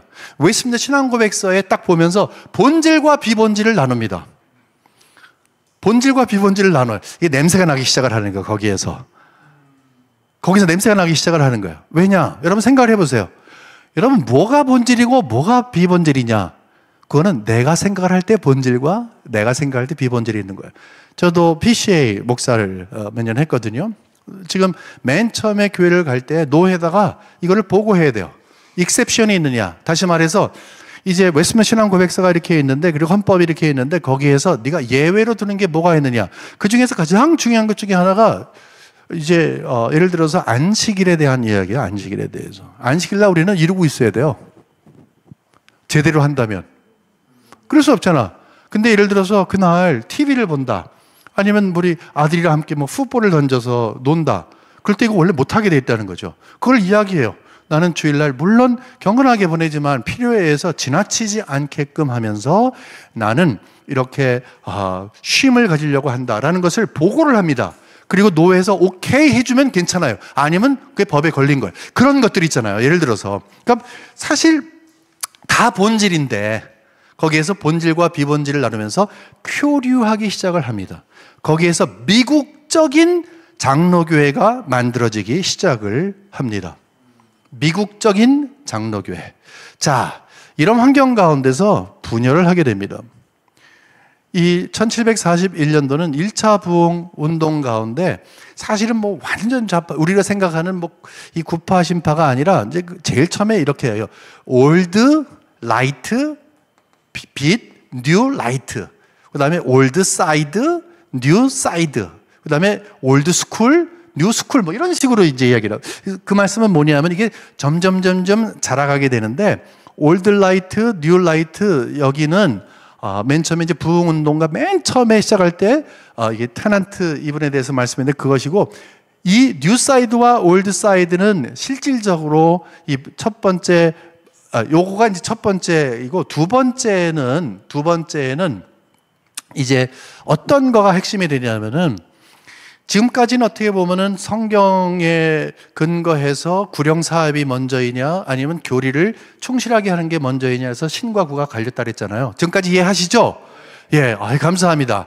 이해하지 못하셔도 이해한다고 하시는 것이 기본 예의가 되겠습니다. 예, 그러나 이해하신 듯해서 너무 감사합니다. 예, 맞습니다. 성경을 우리가 전통 교리 이것을 지키는 것이냐 이게 구 쪽이고 신 쪽은 그거가 아니라 어떻게든지 우리가 말씀을 나눠서 구령사업해야 되는 거 아니냐라는 것이 이제 신 쪽이라고 이렇게 했는데 이제는 좀 종류가 달랐어요. 신 쪽에서는 새로운 것을 어답트를 하기 시작해요. 사회를 어떻게 도덕적으로 만드느냐. 왜냐하면 제2차 부흥운동, 여러분 대표적인 사람이 찰스 피니예요. 찰스 피니가 들어오면서 노예제도에서 얼마나 많이 앞장섰습니까? 그리고 그것이 나쁘다는 것이 아니라 복음에 대해서 구령사업을 하고 교회와 우리가 해야 할 바운더리가 있는데 그것을 잘못 적용하기 시작을 하면서 이제 결국은 이제 빵꾸가 이제 뻥 크게 난 것이죠. 예, 구멍이 뻥 난 것입니다. 제가 빵꾸라고 이야기하니까 제 아내가 뭐라고 하던데 그래서 시정하겠습니다. 빵꾸가 아니라 구멍이 뻥 났습니다. 예, 이래서 한번 순화하고요. 자, 그래갖고서 이제 겉에서 보기에는 노예제도나 뭐 이런 거 사회적인 문제 이런 것 때문에 장로교 안에서 막 싸움을 합니다. 그 다음에 1929년도에는 이제 프린스턴 신학교가 거의 이사회가 막 개정이 되면서 이사들이 막 정치적으로 막 이렇게 하면서 이제 분열을 하게 됩니다. 여러분 여기에서 저는요 분열사를 우리가 공부하는 게 아니잖아요. 이미 스코틀랜드에서 봤습니다만은 그 안에 겉에 보일 때는 이제 평신도 인명권이지만 그 안에 들어갔을 때는 이 현대주의의 어떤 그런 물을 먹은 사람들이 꽉 쥐고 있어가지고서 힘을 발휘하니까 결국은 순수한 그런 모습으로 설 수가 없었다라는 것이 우리의 지금 가장 중요한 일이 아니었습니까? 똑같다는 거예요. 여기서 똑같아요. 하나도 변함이 없어요. 겉에서 보기에는 뭐 1차 부흥운동 때문에 뭐 부흥운동을 어떻게 해, 그 다음에 여기서는 사회를 어떻게 해, 여기에서는 이사회가 어떻게 해. 그냥 안에 딱 들어가 보면 1차 부흥운동은 우리가 좀 익셉션이고, 왜냐하면 여기에서는 신파, 구파 양쪽 다 기본적으로 하나님의 말씀에 대한 권위를 인정하고 강조점이 교리냐, 강조점이 부흥운동이냐이지 기본적으로 성경에 대한 권위는 다 인정했어요. 이때는. 하지만 이때는 다릅니다. 왜냐하면 1801년도에 플랜 오브 유니언이라고 통합안이라고 하는 것을 장로교회와 이 장로교회라고 하는 것은 이 아래에 있는 장로교회와 뉴 잉글랜드에 있는 회중교회가 함께 이제 이 어떤 계획을 삼습니다. 이게 뭐냐면은 여러분 생각해 보세요. 자, 제일 첫 번째, 여러분 미국 역사를 아시는 분은 알겠습니다만은 맨 첫 번째 들어왔을 때 이제 복음이 들어왔을 때 이 동부를 중심으로 있었어요. 식민지를 중심으로. 근데 점점점 서부 개척을 시작했잖아요. 서부 개척. 그래서 보난자, 존 웨인 뭐 그런 거 여러분 아시잖아요. 예. 서부 개척을 딱 시작을 하면서 이제 사람들이 서부로 가게 되고, 그 말은 뭐예요? 사역지가 넓어졌잖아요. 그러면 거기에서 그 새로 생긴 도시에 교회를 누가 맡느냐라는 그런 아주 실질적인 문제가 생기잖아요. 그럴 때 장로교회는 교리 중요하잖아. 그 제대로 훈련받지 아니한 사람을 세울 수 있는 그런 생각이 별로 없는 거야. 하지만 그 안에서 신파적인 것, 부흥운동에 대한 강조점 있는 사람은 아니 맞아, 우리 교리 맞지만 얼마나 좋은 기회, 하나님이 기회 주실 때 가서 빨리빨리 어떻게 해가지고서 목사를 세워서 교회를 세워야지. 여러분 양쪽 다 맞죠? 근데 그거를 위해서 회중교회라고 하는 것은 가장 기본적으로 뿌리를 내려가게 되면 칼빈이 그 신학을 중심으로 하거든요. 칼빈주의에서 이 장로교도 나오지만 회중교회도 그때 당시에는 같이 나옵니다. 그러니까 우리가 뿌리의 신학이 같으니까 우리가 회중교회와 뉴잉글랜드 지방에 있는 회중교회와 장로교회가 완전히 다른 교파이지만 이 개척지에 가서 교회가 세워졌을 때 장로교회 교인들을 회중교회에다 보내고 회중교회 사람들을 장로교회에다 보내도 괜찮은 걸로 우리 하자. 그래서 효과적으로 우리 이 부흥운동을 주도하자. 이렇게 한 것이 바로 1801년도에 있었던 이 플랜 오브 유니언입니다. 하지만 이 계획 안에서 이제 문제가 생기기 시작을 했어요.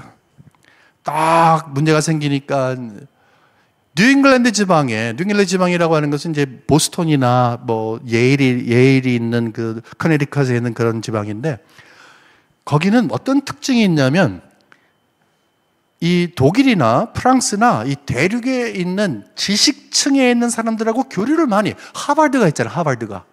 예일이 있잖아. 그러니까 거기 있는 똑똑한 사람들이 이미 독일과 프랑스와 영국과 이런 데에서 많이 진행되고 있는 비성경적인 사고, 비성경적인 그런 신학을 수용하기 시작을 해요. 그래갖고 특별히 예일에 있는 예일 대학을 중심으로 해서 뉴 헤븐 이런 신학이라고 있는데, 테일러라고 하는 사람이, 네서넬 테일러라고 하는 사람은 어떤 걸 이야기하냐면 이성 사용에 대해서 완전히 힘을 줍니다. 그러니까 교회, 전통, 그 다음에 이성 다 동일하게 보는 거예요. 여러분 얼마나 잘못된 거예요? 근데 그게 장로교 안으로 스물스물 들어와. 심지어는 저기 뉴잉글랜드 지방을 중심으로 해서 단일 신론, 우리 삼위일체 하나님을 믿잖아요. 근데 하나님 홀로 대신 하나님 한 분밖에, 성부밖에 없다. 이거 완전히 그 옛날 초대교회로 돌아가잖아요. 그런 문제를 갖고 있는 사람들이 소멀소멀 들어오는 거예요. 왜? 이성적으로 생각할 때 그게 아니거든. 그래서 교회 안에, 이 장로교회 안에 문제가 생기기 시작을 했습니다. 그 문제가 생기기 시작을 하면서 결국은 그 문제의 영향을 받은 사람, 그 아까 조금 전에 말씀드린 뉴 헤이븐 신학의 네서니얼 테일러의 영향을 받은 사람이 바로 찰스 핀이에요. 거기서 알미니안적인 요소가 그냥 한꺼번에 생긴 것이 아니라 굉장히 복합적인 의미에서 생긴 거예요. 그렇게 들어가다 보니까 당연히 함께 있을 수 없죠. 그래서 나눠지게 된 거예요.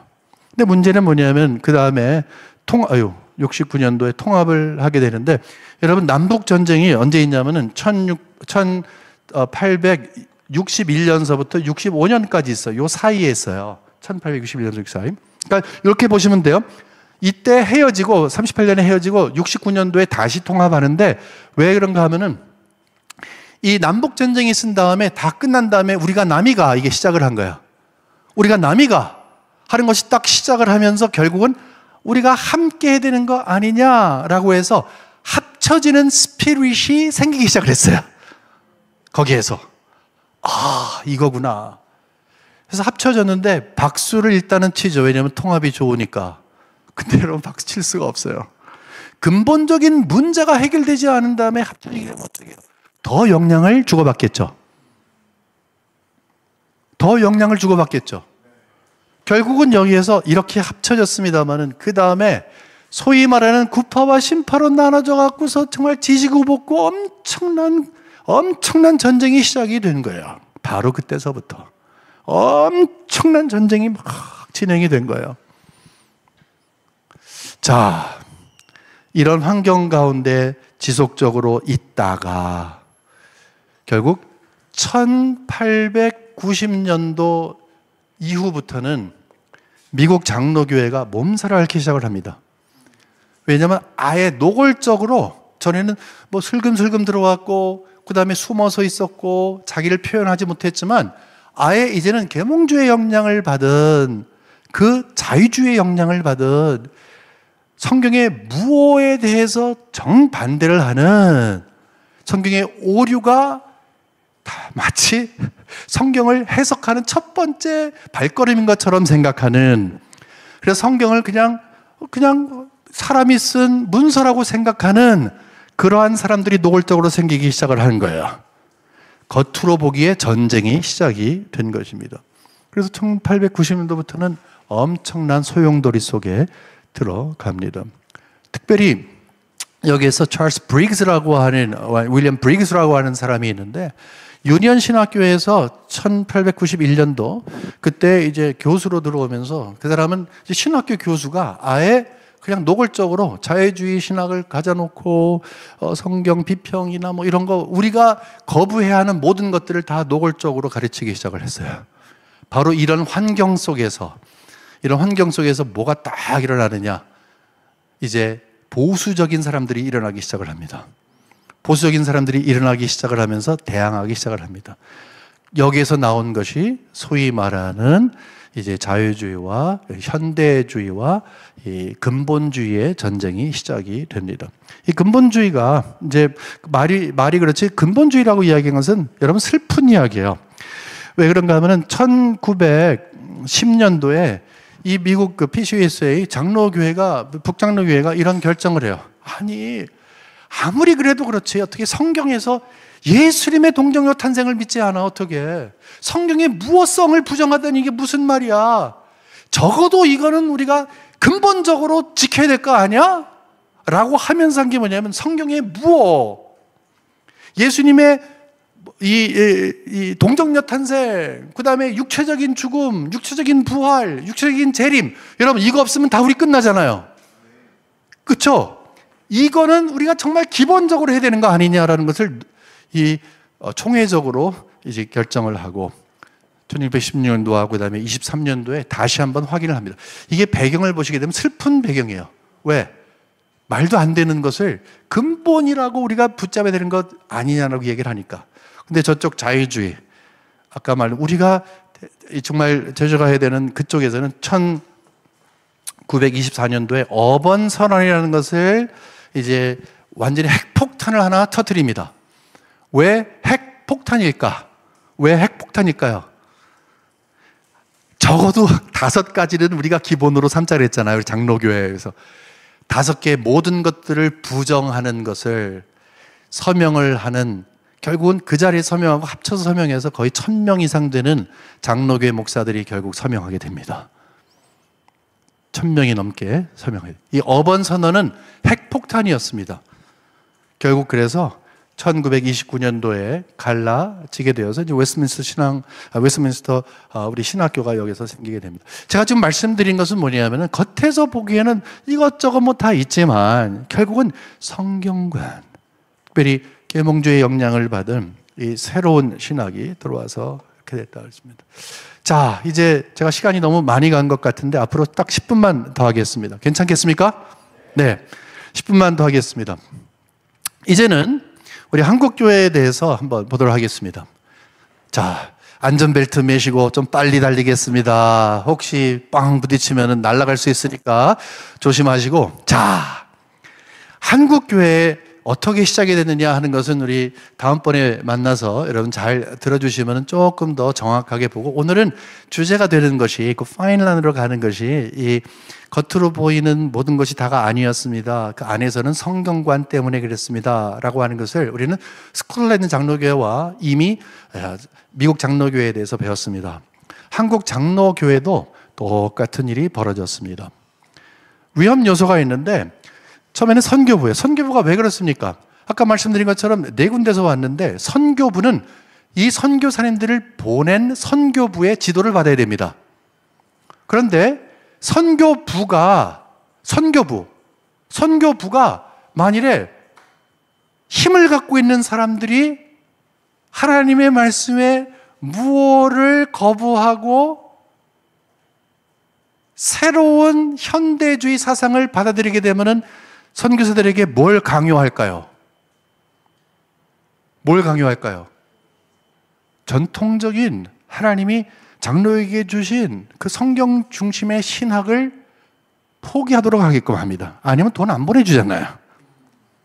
그래서 가장 문제가 있었던 것이 카나다 장로. 왜냐하면 카나다에서 나중에는요, 카나다 장로교회가 없어지고 감리교회 다 합쳐져가고 카나다 교회라고 하는 것을 하나로 통합해버려요. 그러니까 완전히 적용화됐어요, 거기는. 완전히. 그러다 보니까 한국의 자유주의가 스물스물 들어온 것이 어디로부터 많이 들어오느냐? 바로 카나다 장로교회. 그런데요, 저기 평안도 그쪽에 책임을 지고 있던 분들에게 통해서 들어옵니다. 이런 위험 요소가 있었어요. 12신조. 맨 처음에 시작할 때 웨스트먼 신앙고백서가 원래 장로교회의 특징이라고 했는데 그걸 처음에 가르치려고 하니까 너무너무 힘들어. 그렇지 않아요? 그래서 인도에서 있었던 그런 12신조. 다시 말해서 이 웨스트민스터 신앙고백서를 좀 줄여갖고 적어도 12가지의 기본적인 신조. 아마 목사님께서도 옛날에 그 시험을 보실 때 보셨을 거예요. 12신조. 저도 그 시험을 봤습니다. 요즘도 아직도 있습니다. 근데 이 12신조를 이렇게 생각하시면 돼요. 그러면 완전히 한국교회에서는 특별히 뭐 웨스트민스터를 다 버렸냐? 그게 아니고 이 교과서로서는 사용을 했어요. 교과서로서. 그러니까 이 웨스트민스터 신앙고백서를 신학생들에게 보내고 목회자에게는 가르쳤어요. 하지만 우리 일반 성도님들에게는 12신조를 다시 말해서 복잡하고 정말 깊은 내용, 이게 장로교회의 특징인데 그 중에서 굉장히 중요한 몇 가지만을 선별해서 시작했어요. 이러면서 굉장히 얕은 그런 신앙을 이제 결국은 길을 깔아놓게 된 것이죠. 그리고 워낙 한국은 일본과 달라서 일본은 이제 이 화이트 칼라부터 시작을 해서 위에 탑 다름이었다면 한국은 이제 블루 칼라부터 시작했기 때문에 아래서부터 이제 올라왔기 때문에 어떤 지식이나 이런 거에 대한 관심이 별로 이제 없었던 것을 여러분이 잘 아실 것입니다. 그 다음에 유학파 유입입니다. 왜냐하면은 일본에 가서 공부한 사람들이 들어오고 미국에 가서 공부한 사람들이 들어오는, 그 사람들이 들어와서 잘못된 신신학을 배워서 들어올 수가 있잖아요. 그 사람들이 들어와서 새로 배웠으니까 그걸 퍼치게 되면 어떻게 돼요? 아까 선교사님도 위험하고 이렇게 기초가 좀 약한 것도 위험하지만 이 유학파, 특별히 일본에는 완전히 뭐 자유주의가 있었고 바르트주의가 있었고 여러분 너무너무 힘든 그런 환경 가운데서 있었습니다. 이 가운데서 분열은 여기서 특징적인 게 뭐냐면 6.25가 막 진행되고 있을 때 분열이 하나 됐어요. 신사참배를 근거로 해갖고서 요거는 이제 겉에 보이는 겁니다. 고신이 여기서 나왔어요. 고신. 고려대학교. 그 다음에 여기서 나간 거는 한신이 나왔습니다. 한신.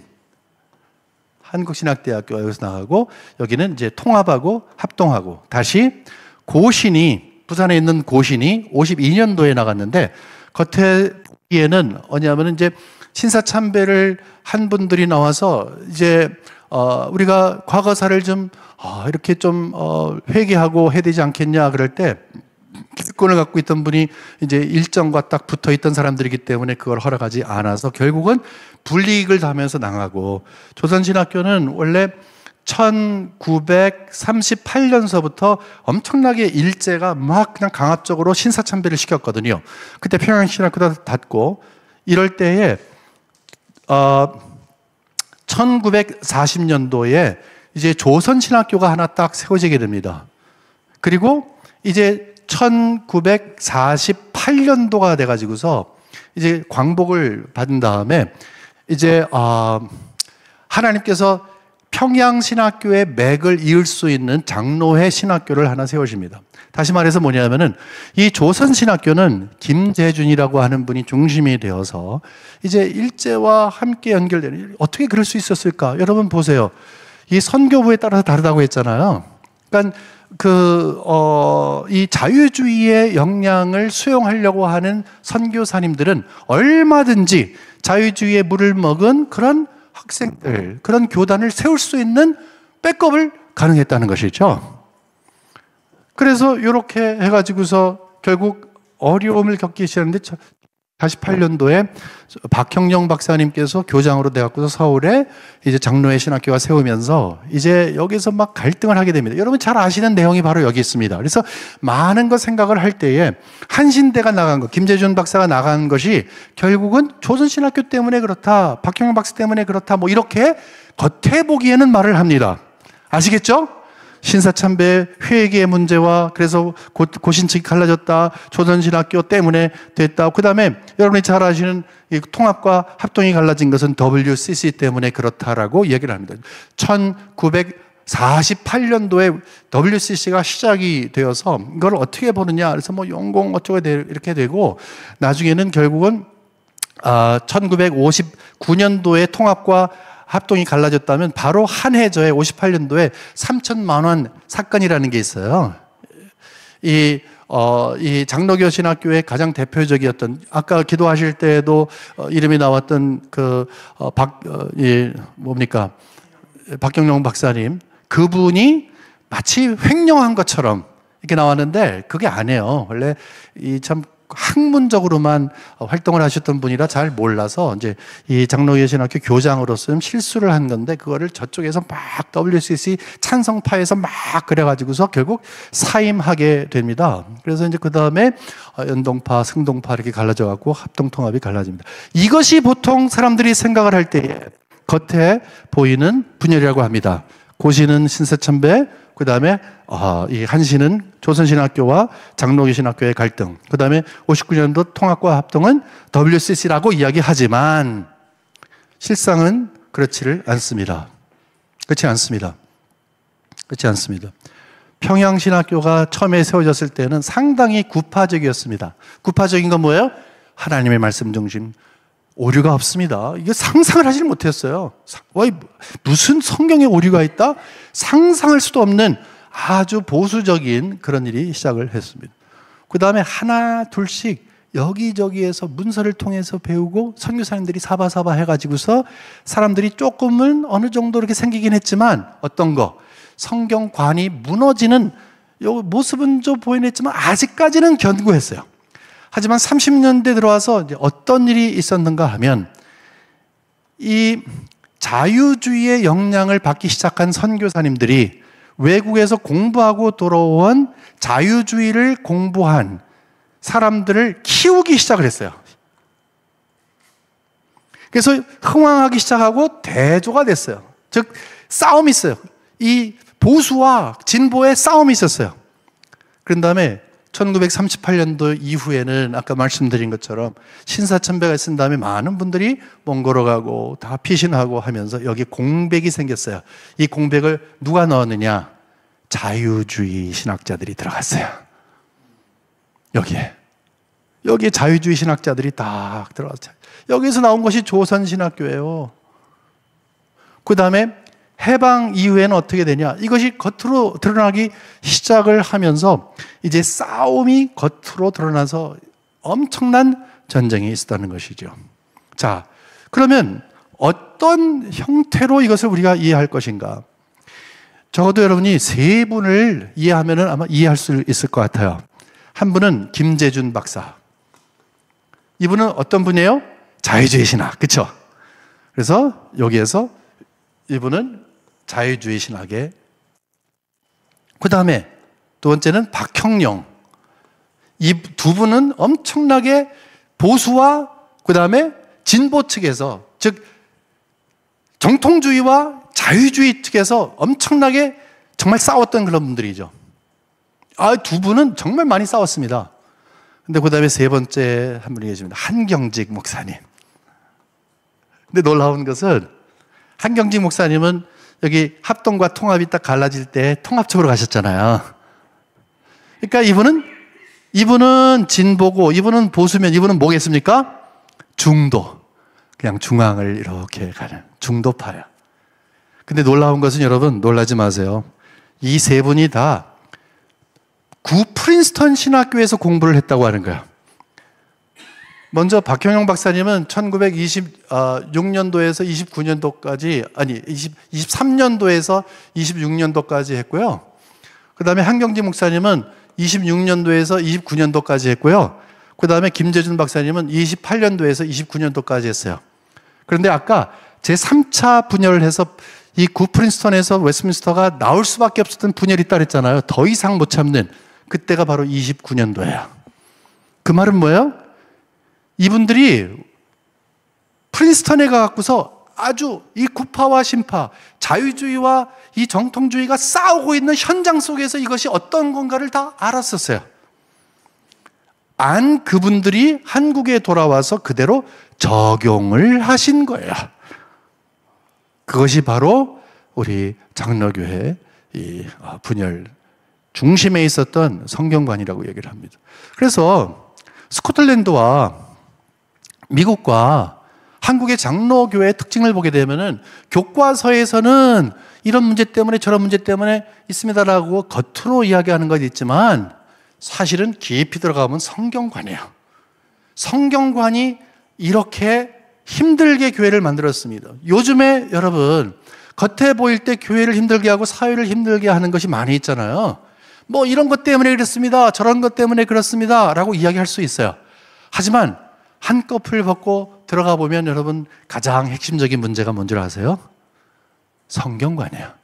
그러면 이것을 우리가 고치기 위해서 무엇을 출발점으로 삼아야 할까요? 성경관을 제대로 갖는 거예요. 여러분 아멘 하십니까? 예, 성경관을 제대로 갖는, 왜냐? 성경에 하나님이 어떤 분인지를 아는 믿음과 성경관은 함께 가기 때문에 그렇습니다. 여러분 이렇게 정말로 중요한 일, 귀한 일을 이렇게 하시는데 힘내시고 이제 하나님의 나라의 확장을 위해서 수고하신 여러분들이 이 심으신 땀과 눈물과 기도가 분명히 한국 교회를 성경적인 교회로 세우고 성경적인 성도님들로 세우는 초석이 될 줄 분명히 믿습니다. 잠시 기도하겠습니다. 하나님 아버지, 우리의 마음을 아십니다. 귀한 일을 시작하셨는데 이 일을 통해서 영광 받아 주시옵소서.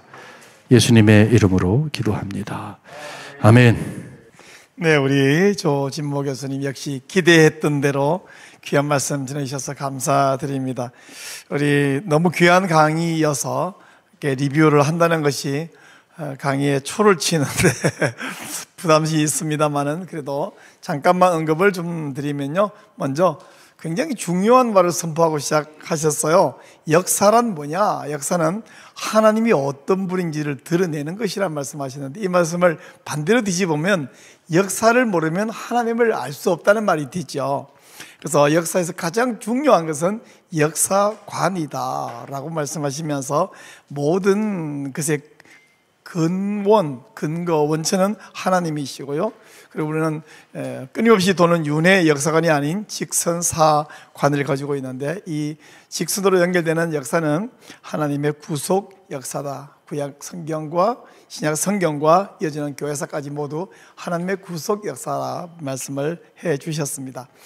우리 장로교회의 역사에 대해서 이것이 스코틀랜드 장로교회에서 미국으로 넘어와서 또한 미국의 그리고 남장로회, 북장로, 호주장로회, 캐나다 장로교회가 한국으로 넘어와서 독특한 한국 장로교가 형성이 되어 있는데 이 모든 장로교회에 슬프게도 분열의 경험이 있었다. 왜냐하면 지상의 교회와 이 보이는 가시적 교회는 완전하지 않기 때문에 이런 일이 벌어졌어요. 근데 그러면 이런 분열이 왜 있었는가? 제일 마지막에 결론을 해주셨는데 결국에는 이 모든 분열의 중심에는 성경을 어떻게 보느냐 하는 성령관이 차이가 존재했다라고 결론을 내주셨어요. 결론만 말하면 약간 재미없으니까 과정을 좀 말씀해 주시면 스코틀랜드 장로교회가 1560년에 첫 총회를 시작했고 1638년에 국민언약 내셔널 카버넌트를 했는데 결국 1712년에 이 평신도 추천령 이후에 사람들이 교회를 장악하는 것에서 자기들의 그 파워게임 하는 것에서 나와서 우리는 성경적 교회를 이루겠다 하고 결국 뛰쳐나올 수밖에 없는데 다수를 차지하고 있다고 해서 우리 예수님이 좁은 길로 들어가라고 말씀하시는데 그것이 바른 교회냐 할 때 소수일지라도 나와서 성경적 교회를 이루겠다. 지금도 우리가 스코틀랜드 가보니까 아주 소수가 바른 교회, 프리처치를 유지하고 있는 것을 보고 왔거든요. 또한 스코틀랜드 교회와 또 아일랜드 교회가 미국으로 넘어와서 미국에서 1706년에 첫 노회를 세우고 또 1789년에는 첫 총회를 세우게 되었는데 중요한 것은 1729년에 신조를 선택할 때에 우리 장로교회의 근본 표준 문서는 웨스트민스터 신앙고백서 아닙니까?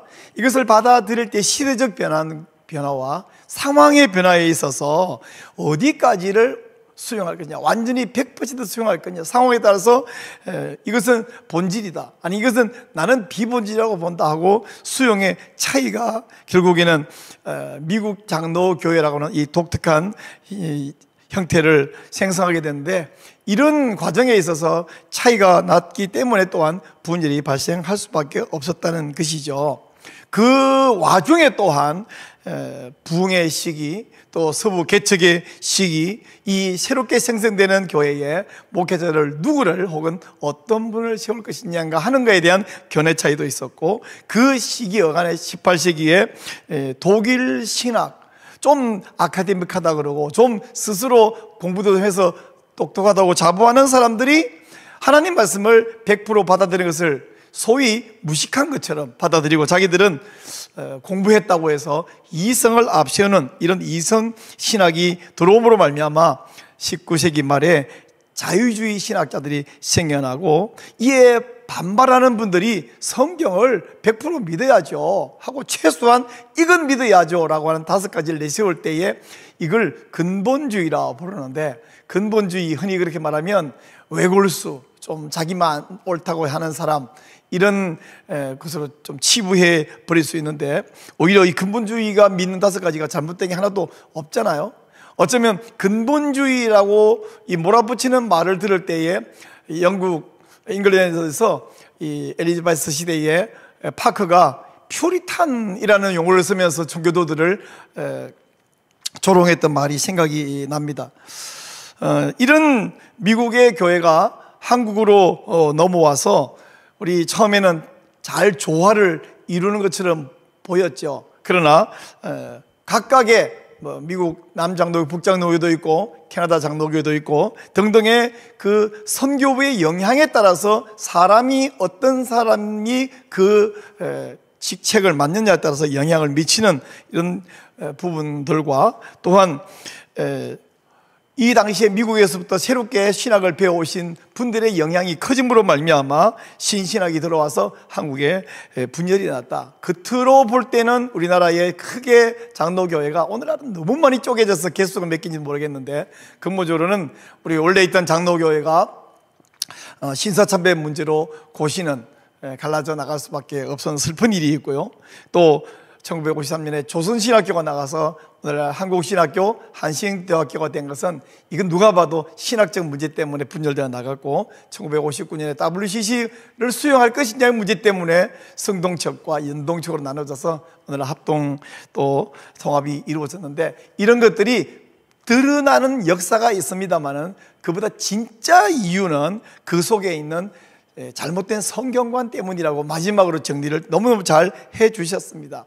1901년까지는 아무 문제가 없었고 모두가 보수 신학을 가졌고, 우리나라의 역사신학자 오덕교 총장님이 그런 말씀 하셨습니다. 우리나라 초창기에는 모두가 선교사들이 자기 나라에 자유주의 신학이 들어오고 있는 시기였지만 이 정통 보수 신학을 가진 선교사들만 초창기에 들어왔다. 너무 좋았는데 1930년대 어간에 이런 자유주의 신학을 가진 선교사들이 들어오고, 또한 그런 신학자들을 점점 길러서 힘을 키운 다음에 결국에는 1938년 신사참배 이후에 선교사들이 추방당하고 공백이 생긴 그 자리에 그들이 키운 이 자유주의 신학자들을 세워 자리를 차점으로 말미암아 결국에는 1950년도에 와서 이런 신학교가 갈라지고 교파가 갈라지는 슬픈 일이 발생했다. 결국에는 해방 이후에 엄청난 전쟁이 벌어진 것이 보기에는 정치 싸움인 것 같고 보기에는 어떤 역사적인 시대적 아픔인 것 같지만, 사실 그 속에는 이런 자유주의 신학자들이 잘못된 성경, 하나님 말씀이 아니라는 사상이 들어옴으로 말미암아 이런 일이 발생했다라고 정리를 잘 해 주셨습니다. 모두가 구 프린스턴에서 공부했던 이 박형용, 한경직, 김재준, 정말 걸출한 인물들인데, 그러나 아무리 똑똑하면 뭐합니까? 잘못된 오염된 생각이 들어가 버리면 자기만 망하는 것이 아니라 교회를 아예 망가뜨리는 것을요. 오늘 이런 시대에 우리가 모든 성경의 신적 구원이 수호 운동협회를 작년 8월에 세우게 해 주시고, 계속해서 우리가 성경 수호를 위해서, 성경권위 수호를 위해서 이 일을 할 수 있도록 지난 1년 동안 사용해 주신 하나님께 감사드리고, 이 일이 또한 계속되게 해주신 것을 감사하고, 오늘처럼 이렇게 우리 조진모 교수님처럼 훌륭한 분들, 남아있는 분들을 여기로 모셔서 이런 강의를 듣게 해주시고 영향을 미치게 해주신 것을 정말 감사드립니다.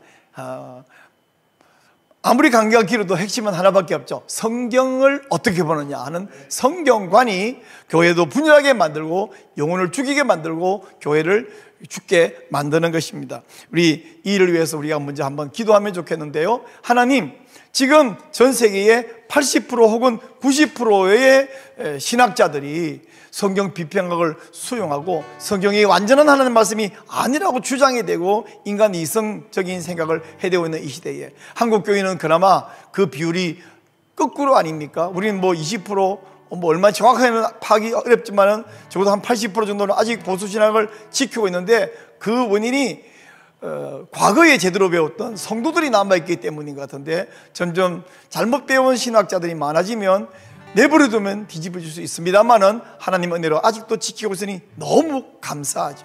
우리 하나님, 우리 한국교회의 이 악한 신학을 몰아내고요, 또 전 세계의 악한 신학을 바로잡을 수 있는 은혜를 주시는데, 바로 우리 성수협을 사용하셔서 이런 일을 하게 해주시고, 남은 자들, 우리 이 바른 신앙을 갖고 있는 목사님과 교수님들에게 용기를 주셔서 나가서 이거 분명히 잘못됐다, 이거 하나님 앞에 악하다는 것을 용기 있게 선포할 수 있게 해주시고, 그래서 바른 신앙으로 돌아올 수 있도록 기도하기를 원합니다. 또한 성경관을 바로잡고 우리 성경구들을 수호할 때 이 악한 동성애 독재법, 차별금지법이라는 이 젠더 이데올로기도 몰아낼 수 있습니다. 그래서 그래만 우리가 살 수 있지, 그렇지 않으면 우리가 다 망하는데요.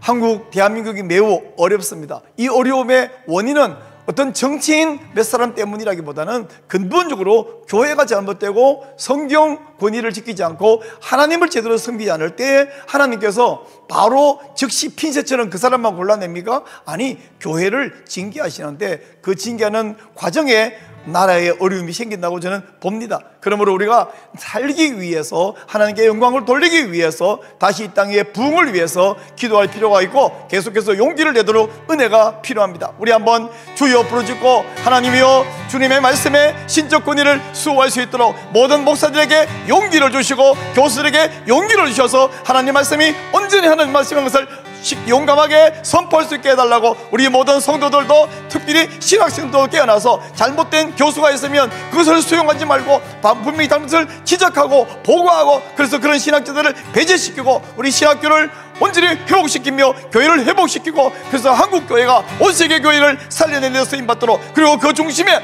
우리 성수협이 쓰임받도록 우리 한번 간절히 기도하기를 원합니다.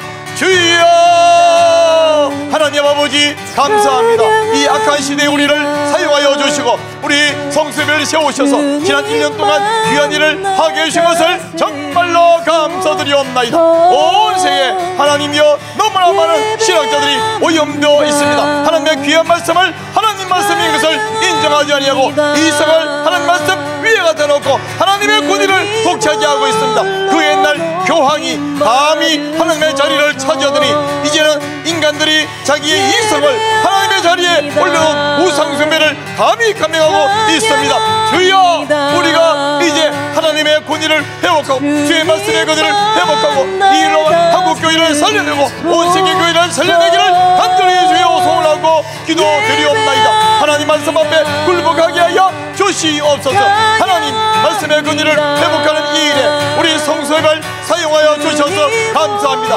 오 하나님, 많은 목사님들이 또한 신학교 모든 교수들이 깨어나고 용기를 가지고 용감하게 하나님 말씀의 권위를 선포할 수 있게 하여 주시옵소서. 모든 평신도 성도들을 깨우시고 신학생들을 깨우시고 말미암아 잘못된 신학을 선포하는 교수들을 배제시키고 하나님의 말씀을 권위를 선포하는 이런 교수와 이런 목사를 모시고 신앙생활을 함으로 말미암아 하나님의 영광을 돌리고 우리 영혼이 살아나고 교회가 살아날 수 있는 일을 주여 허락하여 주시옵소서.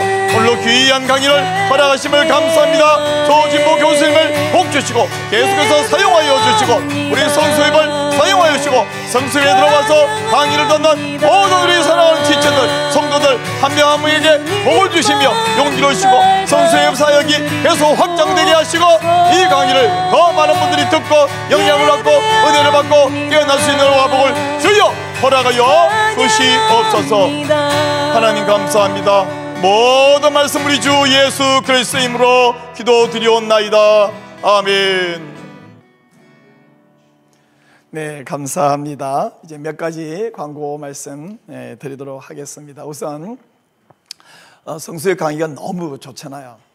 어떤 신학교 가서도 듣기 어려운 강의들이 계속해서 전개되고 있는데요, 이걸 나만 듣고 덮어버리기 너무 아깝지 않습니까? 더 많은 분들이 한 명 더 들어야 됩니다. 여러분, 전도는 예수님 모르는 사람에게 예수 십자가 부활 천국 이것만 말하는 것이 아니라 모르는 분들에게 혹은 성경관이 잘못되고 신앙생활이 온전치 않은 분에게 바른 신앙생활을 알려주는 것도 전도입니다. 그래서 성수협 채널을 공유해 주시는 것이 이 시대에 반드시 필요한 전도인데요, 가장 쉬운 방법은 당장 지금 강의 듣고 있는 이 링크를 여러분의 지인 또 단톡방들에게 많이 공유해 주시는 것이고, 좀 더 좋은 방법은 여러분이 운영하시는 그 유튜브 채널 갖고 있으시죠? 그 채널에 이 성수협 강의를 올려서 공유해 주시는 것입니다. 어떻게 하면 공유할 수 있느냐? 지금 화면에 나가는 이 전화번호로 문자 메시지 주십시오. 성수협 채널 공유 원합니다. 문자만 주시면 자세한 아주 쉬운 방법을 알려드리도록 하겠습니다. 여러분의 채널에 이 성수협 영상을 올리면 여러분의 채널의 수준이 올라가고요, 그것 때문에 공유도 더 많아질 것이라고 확신합니다. 저도 그렇게 하고 있습니다. 자, 다음 광고 드리겠습니다. 우리 월요일 이 성수협 강의 오후 3시부터 한 5시까지 강의를 마치면요, 잠시 쉬었다가 6시 반부터 성경 순종 성경 읽기, 우리 요즘 모든 것을 다 줄이는 별다줄 시대라서 이것도 줄여서 우리는 성순성이라고 부릅니다. 성순성 강의가 이어지는데 우리 조영길 장로님께서 성경관이 아주 풍성하고 아주 반듯하심으로 매우 은혜가 됩니다. 오늘 강의할 제목은요, 창세기에 계시된 하나님 아버지와 예수 그리스도의 사랑에 대해서 강의할 텐데 6시 반입니다. 기대하시고 들어오셔서 강의를 들으시고 또 유익하시고 또 함께 나누시면 정말 좋겠습니다. 다음 광고 있습니다. 우리 예수님의 기도를 본받았어요. 우리는 딱딱하게 강의만 듣고 성경 공부하는 사람들이 아니라 기도에서 은혜를 회복하고 하나님의 은혜를 구해야 되잖아요.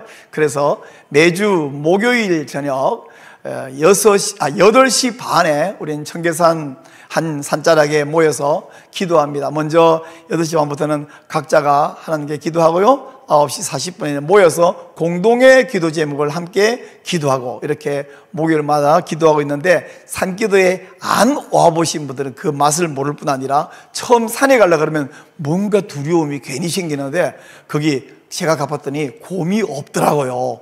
호랑이도 없고, 혹시 그러면 그 산신령님이다, 산신령도 없더라고요. 그리고 또 뭐가 없냐면 산에 가면 모기도 없더라고요.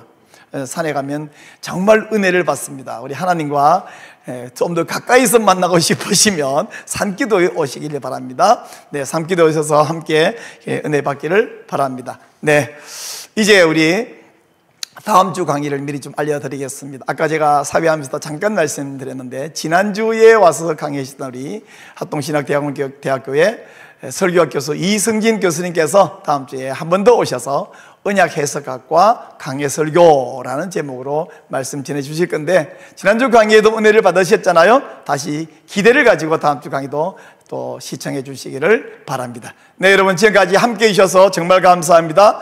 우리 조지모 교수님, 목사님 정말 귀한 분을 모셔가지고 우리 강의 들었는데, 우리 교수님 한 번 더 박수 주시면 좋겠습니다. 예, 교수님 감사합니다. 네, 고맙습니다. 자, 여러분 장시간 함께 해주셔서 감사합니다. 또 우리 귀한 강의에서 만나 뵙도록 하겠습니다. 여러분 다음 주에 뵙겠습니다. 감사합니다. 평안하십시오. 샬롬.